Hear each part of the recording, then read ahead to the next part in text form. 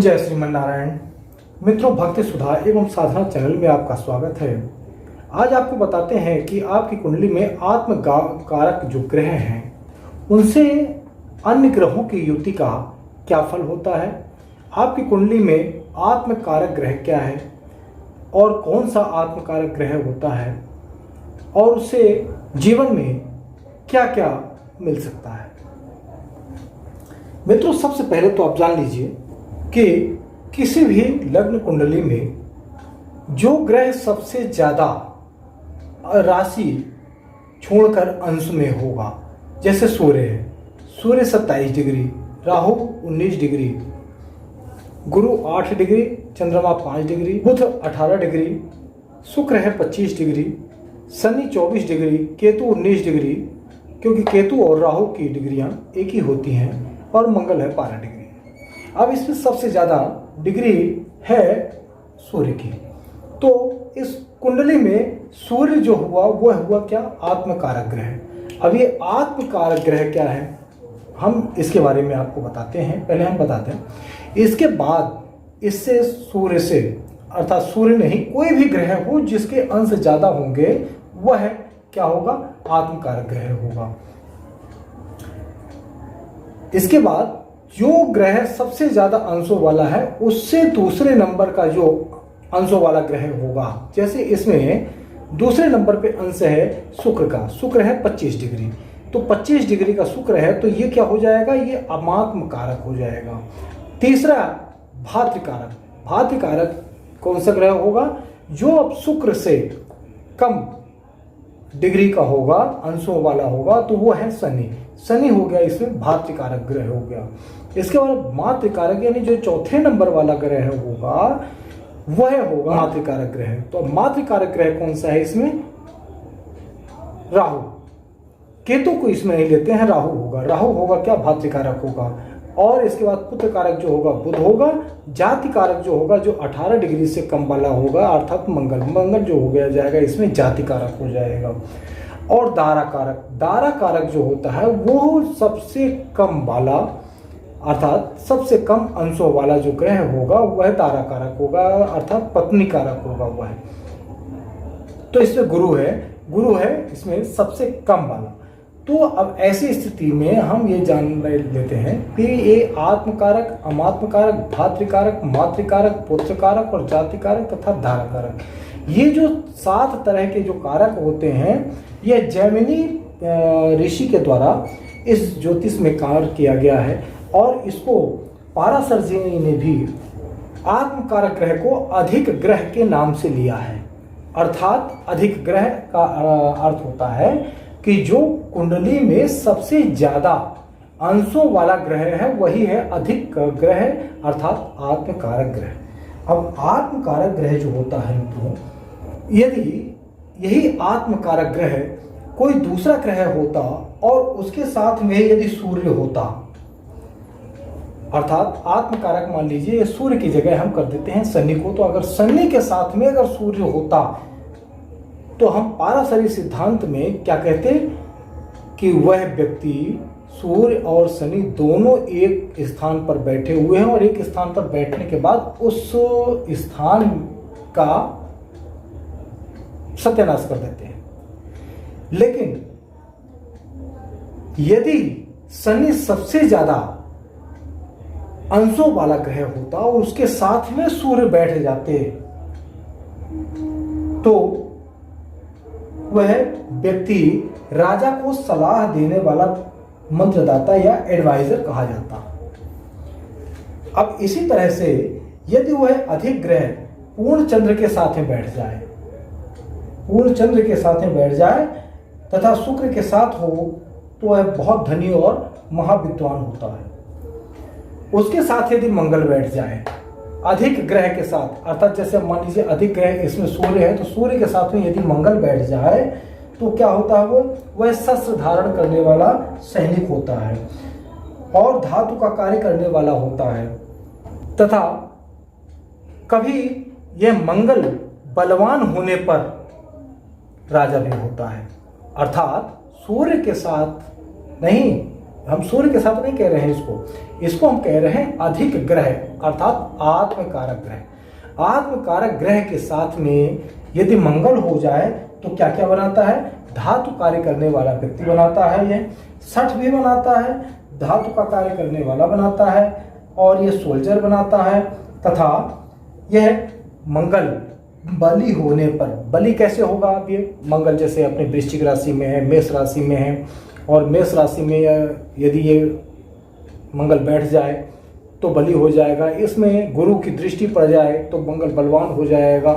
मंगल अपने नवमांश में यदि अपने ही चाहे मेष या वृश्चिक में बैठ जाए तो बलवान हो जाएगा। अपने मित्र की राशि में बैठ जाए तो भी बलवान होगा, अपने उच्च में बैठ जाए तो भी बलवान होगा। इस तरह से यदि मंगल बलवान हो तो वह व्यक्ति राजा भी बनता है। अब हम जिस ग्रह को यहाँ अधिक ग्रह के रूप में ले रहे हैं वह जैमिनी में आत्मकारक ग्रह बताया गया है। ये तो हमने आपको पहले भी बता दिया है।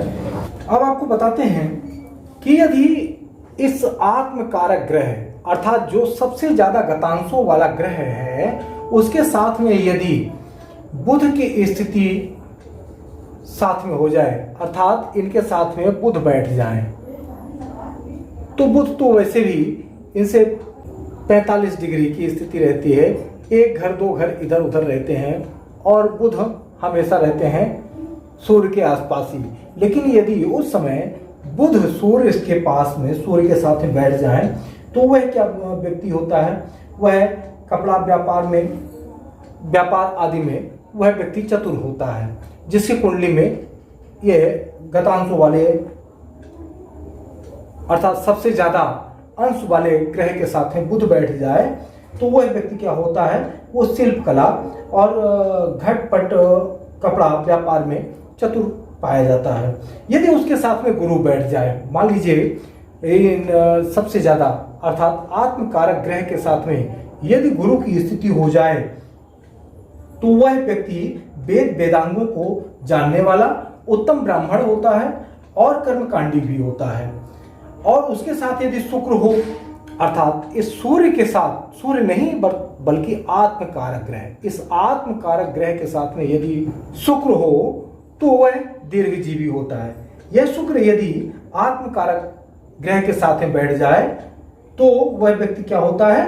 वह व्यक्ति दीर्घजीवी होता है और कामाशक्त होता है। और यदि उसके साथ में शनि महाराज बैठ जाएं, तो यदि शनि बैठ जाएं तो बहुत प्रकार के कार्य करने वाला वह व्यक्ति होता है।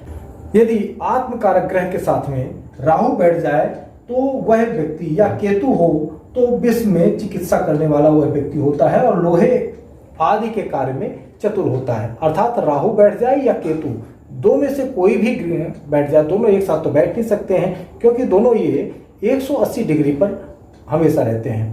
तो यदि राहु या केतु कोई भी बैठ जाए तो क्या हो जाएगा? वह विश्व से चिकित्सा करने वाला व्यक्ति और लोहे आदि के कार्य में चतुर पाया जाता है। अब बताते हैं कि इस आत्मकारक ग्रह के द्वितीय भाव में अर्थात दूसरे भाव में, चाहे यही कहीं भी बैठा हो, वहां से यदि दूसरे भाव में यदि सूर्य तथा शुक्र से युद्ध अथवा दृष्ट हो तो अर्थात यह भाव सूर्य से या शुक्र से दृष्ट हो तो, मान लीजिए कि कोई भी ग्रह इस द्वादश भाव में स्थित है, या हम ये कहते हैं कि गुरु यहाँ पर स्थित है और गुरु यहाँ पर 28 डिग्री के होकर के स्थित है। अभी 28 डिग्री के हो गए तो 28 डिग्री के गुरु हो गए तो क्या हो जाएंगे? ये गुरु आत्मकारक हो जाएंगे। जब गुरु आत्मकारक हो जाएंगे तो 27 डिग्री का जो सूर्य है वह क्या हो जाएगा? ये द्वितीय भाव का हो जाएगा। यदि द्वितीय भाव का ना भी हो तो इस भाव में यदि सूर्य की दृष्टि पड़ जाए अर्थात सूर्य की स्थिति अगर यहाँ पर हो तो ये क्या होगा? यहाँ पर द्वितीय भाव में अर्थात आत्मकारक ग्रह से दूसरे भाव में या तो सूर्य और शुक्र की युति हो जाए, या सूर्य की दृष्टि हो जाए, या शुक्र की दृष्टि हो जाए, तो ऐसी स्थिति में वह मनुष्य राज्य कर्मचारी होता है, सरकारी कर्मचारी होता है। यदि उससे तृतीय भाव में पापी ग्रह हो अर्थात मान लीजिए जैसे अभी ये गुरु 28 डिग्री के हमने यहाँ पर लिख दिया है, तो यहीं से ले लें। ये पहला, दूसरा और तीसरा, इस तीसरे भाव में यदि कोई पापी ग्रह हो तो सूरवीर होता है। अब मान लें कि अगर हम गुरु को ना माने, हम ये सूर्य को ही मान रहे हैं कि सूर्य ही इस कुंडली में आत्मकारक ग्रह है, तो आत्मकारक ग्रह से तीसरे भाव में यदि कोई पापी ग्रह बैठ जाए तो वह व्यक्ति क्या होता है? वह सूरवीर होता है। यदि कोई शुभ ग्रह बैठ जाए तो वह व्यक्ति डरपोक होता है। तथा जो चौथा घर है, अर्थात आत्मकारक ग्रह से जो चौथा घर है, इस चौथे घर में यदि चंद्रमा शुक्र से दृष्ट हो तो वह व्यक्ति बड़ा नाविक होता है। अर्थात यदि उस आत्मकारक ग्रह से चौथे भाव में चंद्रमा शुक्र से दृष्ट हो, यदि शुक्र की यहाँ स्थिति होगी तो चंद्रमा यहाँ शुक्र से दृष्टित होंगे, क्योंकि ये शुक्र जो है वो अपने सप्तम भाव को देखते हैं। तो चंद्रमा में यदि आत्मकारक ग्रह से चौथे भाव में चंद्रमा बैठा हो, उसमें यदि शुक्र की युति हो या वह देखा जा रहा हो शुक्र के द्वारा, तो वह व्यक्ति क्या होता है? वो बड़ी बड़ी जहाज़ों का कैप्टन होता है, बड़ी जहाज़ों का वह नाविक होता है। वहीं चतुर्थ भाव में यदि चंद्रमा तथा शुक्र से युक्त या दृष्ट हो तो अधिक मकानों या अन्य सुविधाओं से वह व्यक्ति सुखी होता है। अर्थात चंद्रमा और शुक्र दोनों की युति हो जाए या दृष्ट हो जाए तो वह व्यक्ति बड़ा नाव का नाविक भी होता है, अर्थात कैप्टन वगैरह होता है। और आत्मकारक ग्रह से शुक्र और चंद्र की दृष्टि युति से क्या होता है? वह अधिक मकानों तथा अन्य सुविधाओं से हमेशा सुखी रहता है। परंतु एक इसमें समस्या आती है कि इस आत्मकारक ग्रह से चंद्रमा और शुक्र दोनों की युति और दृष्टि दोनों में वह व्यक्ति कुष्ठ रोग से पीड़ित भी होता है। अब कारण क्या है? कारण यह है कि जो चतुर्थ भाव है, आत्मकारक ग्रह से जो चतुर्थ भाव है, वह चतुर्थ भाव और चंद्रमा ये दोनों रक्त के कारक हैं, और रक्त के प्रतिनिधि होने के कारण यदि ये पीड़ित हो जाएं तो कुछ अंशों तक कुष्ठ रोग होने के लक्षण पाए जाते हैं। ऐसी स्थिति के कारण बताया गया है कि आत्मकारक ग्रह से चौथे भाव में यदि चंद्रमा और शुक्र दोनों हों या दोनों में चंद्रमा को शुक्र देख रहे हों, ऐसी स्थिति में यह कुष्ठ रोग जैसे रोग होने की संभावना अत्यधिक पाई जाती है। अब यह जो आत्मकारक है, इस आत्मकारक के बाद आता है अमात्मकारक। तो अमात्मकारक क्या होता है कि जो इस आत्मकारक ग्रह से अर्थात सबसे ज्यादा अंशों के बाद जिसका अंश होगा, जैसे यह शुक्र है, यह शुक्र 25 डिग्री का है, तो यह हो गया अमात्मकारक। तो जब शुक्र अमात्मकारक हो गया तो यह शुक्र क्या हो जाएगा? यह शुक्र एक तरह का राजकुमार कहा जाएगा, अर्थात या इस कुंडली का सूर्य राजा हो जाएगा, तो यह इनका सेनापति हो जाएगा या गुप्त मंत्रांत देने वाला एडवाइजर हो जाएगा। तो इस आत्मकारक और अमात्मकारक इन दोनों ग्रहों से व्यक्ति की व्यवसाय आदि की भूमिका में यह बहुत ज्यादा कारगर सिद्ध होते हैं। अर्थात इस आत्मकारक ग्रह से अमात्मकारक ग्रह की दूरी यदि नवम भाव और दसम भाव में हो जाए तो बहुत सुंदर फल प्रदान करता है।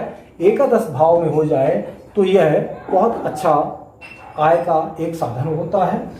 तो कोई भी ग्रह हो सकता है, जैसे मान लीजिए अगर आत्मकारक ग्रह चंद्रमा हो गया और शनि हो गया, तो चंद्रमा और शनि की अच्छी मित्रता के रूप में उनकी दशाओं में अच्छे फल मिलने की संभावनाएं ज़्यादा बनती हैं। तो इस तरह से आपने देखा कि आत्मकारक ग्रह जो होता है वह इस पूरी कुंडली का स्वामी होता है, और इसी आत्मकारक ग्रह के द्वारा बताए गए अन्य ग्रह उसे सुख और दुख प्रदान करते हैं। और आत्मकारक ग्रह, जो भी आत्मकारक ग्रह आपकी कुंडली में है, वह आत्मकारक ग्रह के दिन यदि आप व्रत रहें और व्रत रहने के पश्चात मान लीजिए कि वह आत्मकारक ग्रह जो है आपका 6वें, 8वें और 11वें भाव का स्वामी है और यही किसी भावों पर बैठा हुआ है, तो वह ग्रह हमेशा आपको परेशान करता रहेगा। तो ऐसा आत्मकारक ग्रह यदि है तो आप परेशान बिल्कुल ना हो। आप उससे संबंधित चीजों को या मंत्रों को जाप आप प्रारंभ कर दें, वह ग्रह आपके जीवन को बना देगा और वह ग्रह आपके जीवन में 4 चांद लगा देगा। तो इस तरह से ये आत्मकारक ग्रह जो होता है, ये सबसे कुंडली में सबसे ज्यादा महत्वपूर्ण आत्मकारक होता है। मित्रों, आज आपने यह सीखा कि आत्मकारक ग्रहों से युति के किस तरह से फल मिलते हैं और युति कैसे देखी जाती है। आप भी अपनी कुंडली में इस तरह के विचार कर सकते हैं। और इसके पश्चात हम एक नए ज्ञान के साथ अगली वीडियो में मिलते हैं। जय श्रीमन नारायण।